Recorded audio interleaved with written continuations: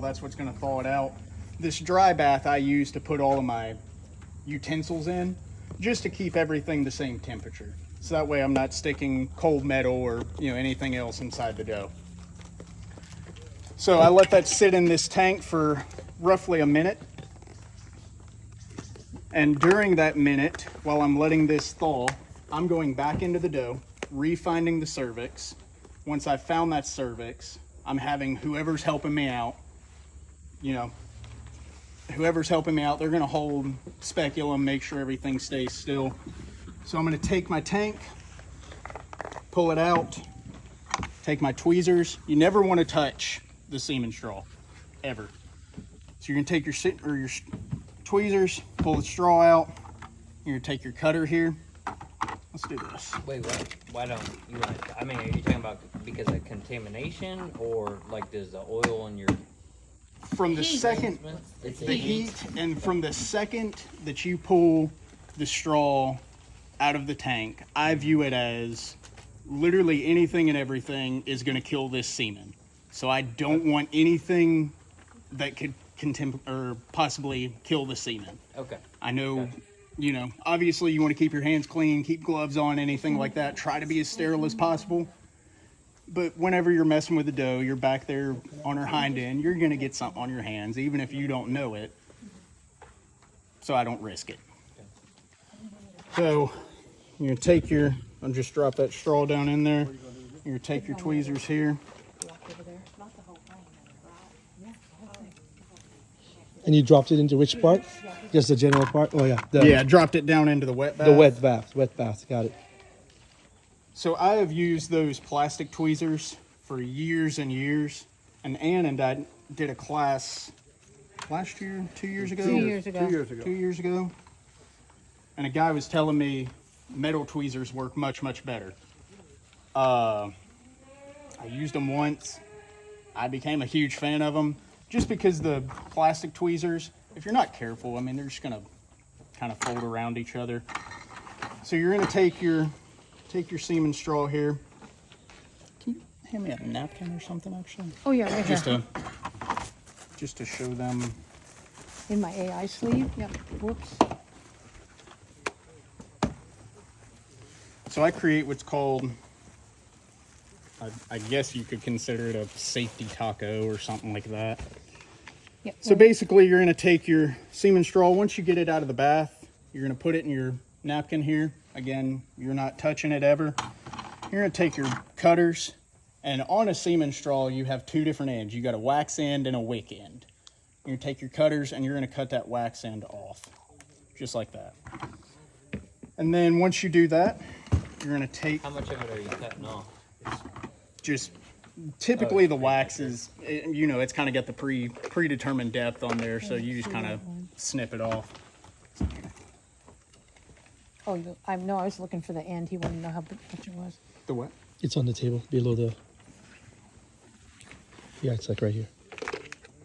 Oh. Oh. Yep. You wanted to know how much got cut off? Mm-hmm.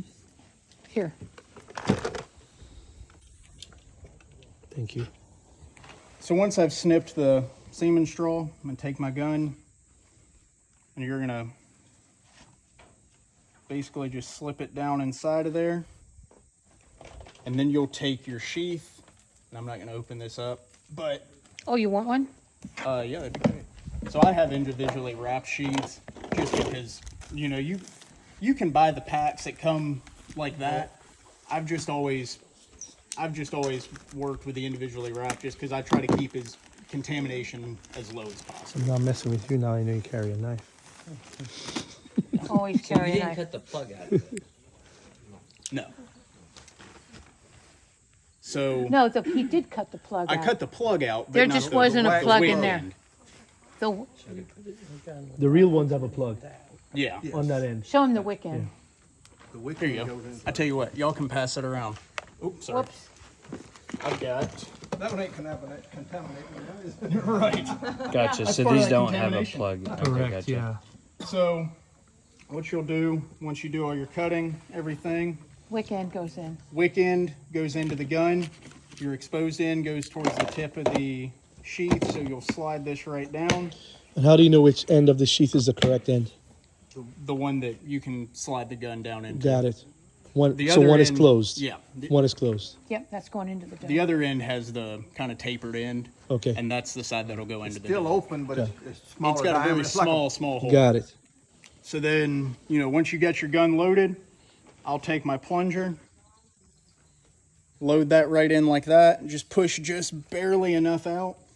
And also what I'm doing during this time is I'll take a microscope slide, put a small drop on there, and then put that right in my dry bath, and I'm checking the semen.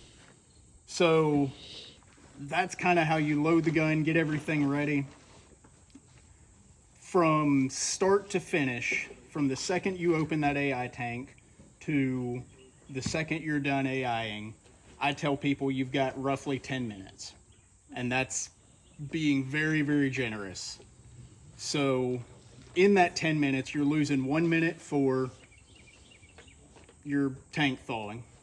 And then you're probably losing 30 seconds to a minute checking your semen, actually checking your semen, making sure that, you have good motility. It looks good. It's not dirty. And by the time you find your cervix again and get everything ready. So really and truly, you're looking at 7 minutes AI time. Wow. So you're checking the seam. So you have a microscope. set I have up a and microscope. everything? Whenever I go out and do AIs for somebody, I have a microscope sitting next to my little section, and we'll check do it that today too. We'll do that today. So you want to have a microscope. You'll deposit some semen on the slide, and you want to check it because typically what I'll do is, like Ann said, she'll buy 2 or 3 straws of somebody. Out of the tank. If somebody hires me to come do work for them, I tell them I need you to do at least 2 or 3 straws because one, I'm going to check it, and if it's good on the first straw, I'm going to use it. I like to go back and do another straw as well.